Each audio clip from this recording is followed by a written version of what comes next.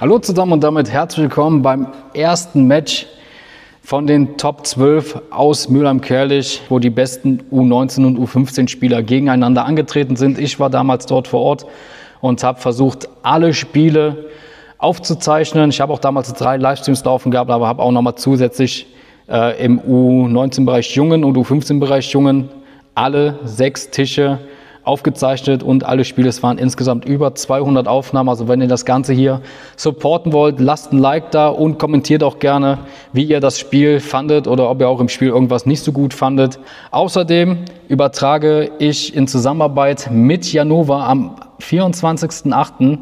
die deutsche Pokalvorrunde aus allen 4 Standorten: Celle, Köln, Grünwettersbach und Homburg. Also Saarbrücken hat quasi den Austragungsort in Homburg und es stehen da Spitzenspiele an. Wir werden versuchen, die beste Qualität möglichst zu übertragen. Wir werden da auch das neue digitale Scoreboard von Janova im Einsatz haben. In den Livestreams wird dann auch ein Live-Scoring quasi verfügbar sein, dass, falls man das Zählgerät nicht immer gut sieht, dann direkt im Livestream alles eingeblendet ist. Janova macht das Ganze möglich und versucht da auch wirklich Tischtennis mit den digitalen Scoreboards, hier auch mit dem Smart Racket, immer digitaler und smarter zu machen.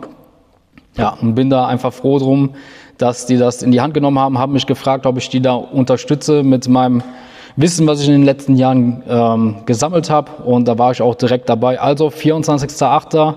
Auf dem Deutschen Tischtennisbund-Kanal könnt ihr alle Spiele ab 10 Uhr aus allen 4 Standorten dann sehen. Ja, und dann wünsche ich euch viel Spaß jetzt hier beim nächsten Einzel von den Top 12 aus Mülheim-Kärlich.